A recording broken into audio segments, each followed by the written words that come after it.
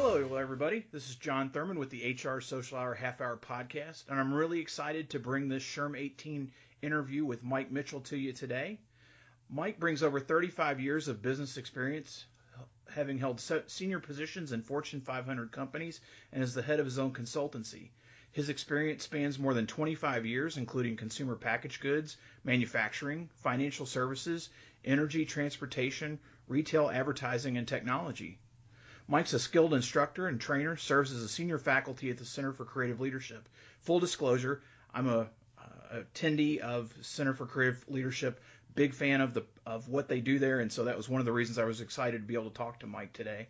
He's responsible for a variety of open enrollment programs and is also involved in early discovery, development, and program delivery for a diverse portfolio of custom clients on all aspects of innovation, including innovation leadership. Mike's going to be presenting at SHRM18 on Tuesday, June 19th at 7 a.m.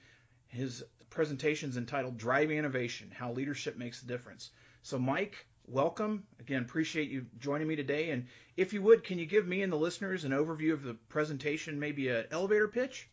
Sure, John. First of all, it's nice to be here and nice to have you as an alumni of the Center for Creative Leadership.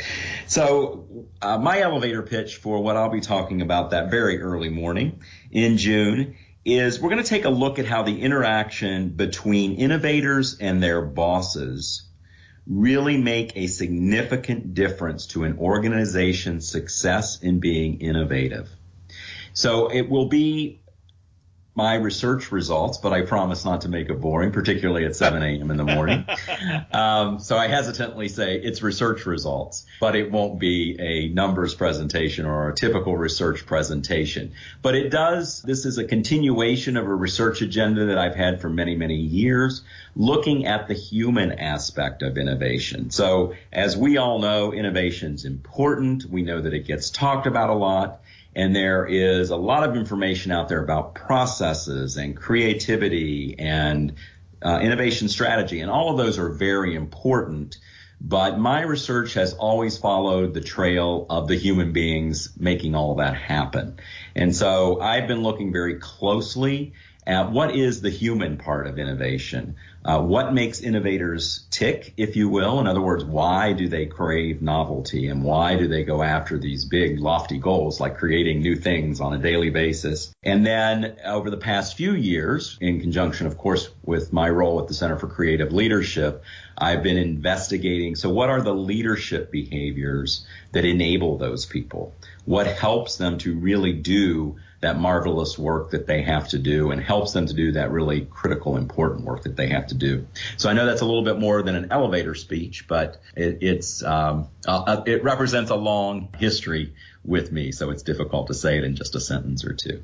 I appreciate that. It really probably addresses maybe some of the other questions I had, but I guess in that time of your research and experience, especially when it comes to HR professionals and the audience that you're going to have at the conference, what do you see as the biggest obstacle that we face when it comes to leading innovation?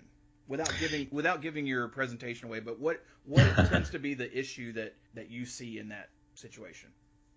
Yeah, so I see the number one issue is accurately placing the right people in those important roles. And there are two important roles. One is that role that is the innovator or the person who is responsible for helping create ideas and drive the idea to fruition in the organization. And then the second role is the role of their leader. And that's where I think this presentation will help, because HR needs to understand who do they look for, who do they recommend for roles in innovation. And it may not be who they think. And that's why I've been chasing and doing this research and chasing that answer for a long time. And certainly I'm looking forward to sharing that at SHRM this June. You mentioned it, not me, the 7 a.m. session. I guess I introduced that, but you brought it up, in the pitch. As someone that attends those early sessions, any special plans? I know coffee's always a good gift, but no, anything. What do you bring in? I appreciate you said that. Not just talking research and numbers, because yes, that may not be the great way to start the day. Right. It's interesting, but again, Monday, especially at the conference, anything that you have in store, special plans for that 7 a.m. session? Yeah, so recognizing that it's a 7 a.m. session, it's going to be a high engagement session. So this is not going to be stand and listen to me talk. or sit and listen to me talk. It instead is going to be something where I engage those people that have been gracious enough to get up to come hear some things at 7 a.m. in the morning. So it will be highly engaging. It will be interactive, and it will be fun. So come caffeinated. I know I will be there in full speed, all full of caffeine, but come caffeinated and come ready to get involved and take a look at this information that I have to share, but put your hands on it and discover some new things that way. Now, some of our listeners may not be familiar with the Center for Creative Leadership. Can you talk a little bit more about the organization, kind of your role in it, and maybe expand on some of the programs that you help facilitate there? Sure. So the Center for Creative Leadership is nearly 50 years old. Leadership is what we do. So we provide leadership solutions to a variety of clients in all kinds of industries all over the world. We're a not-for-profit. We're a mission-focused organization because we believe that good leaders not only make good organizational citizens and offer value to the organizations they work for, but good leaders also make good community members and a better world overall. But for nearly 50 years, we've been providing leadership solutions, helping executives become and be better leaders. And we offer coaching solutions. We offer classroom solutions, and of course, we offer digital and virtual solutions as well, covering all aspects of leadership. All the aspects of leadership that you can imagine, we cover. We're also a research-based institute, so the information that we share and that we bring to the classroom or to our virtual sessions or to our digital content is research-based. So we are a research-based institute. We have a number of people dedicated solely to investigating leadership, again, in all of its different facets, and staying on the cutting edge of what leaders need to know and how leaders need to be to address the issues of a contemporary organization. We're a global organization. We have 3 campuses in the United States. A great deal of our work is custom work, so we're out with clients in a variety of locations all around the world, but we also have campuses and offices around the world. I'm personally very familiar with the Greensboro campus. That's where I participated, and again, just a tremendous organization. And like I said, I was excited to be able to talk to you, just knowing the credentials and knowing what I know about CCL. It was definitely one of the reasons I wanted to speak to you, knowing that you had that association. I guess you've had an opportunity to speak at events like SHRM in the past and other comparable organizations. Personally, are there any speakers or presentations that you're looking forward to seeing during SHRM18? Well, many, and there are a couple I'll name here in just a minute, but as I look at the wonderful menu of options that you have at something like SHRM, it's really quite stunning. And as a researcher, I'm also a learner. So when you present me with dozens and dozens of things to attend, I'm like a kid in a candy store. So it's difficult for me to say exactly which one. But a couple stood out for me. There is a session on neuroscience and HR, and at the Center for Creative Leadership, we've been looking into this idea of neuroscience and leadership. So I'm interested to hear what that presenter might have to offer on neuroscience as well. That's a really hot topic, and certainly a topic that is on our research agenda as well at the Center for Creative Leadership. And then there is another session on resilience, and that again is another topic looking at, well, how do you build resiliency and why is resiliency important? And again, that's something that we've been looking at the Center for Creative Leadership. It is something that we imbue now in all of our leadership solutions because resilience is so important. So I'm interested in hearing, again, what that speaker has to say and offer some nuance and maybe other points of view on resiliency.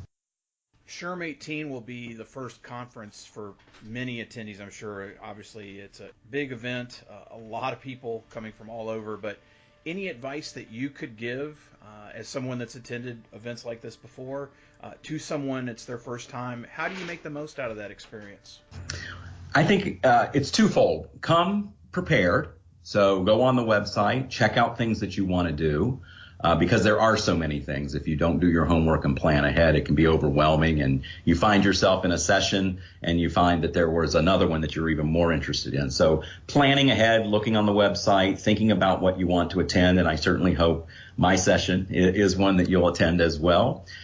So planning is the first recommendation I would have. And then secondly, while you're here, there will be many temptations to use up all of your energy and to reserve some of that, because this can be a very action-packed, very high learning opportunity for you.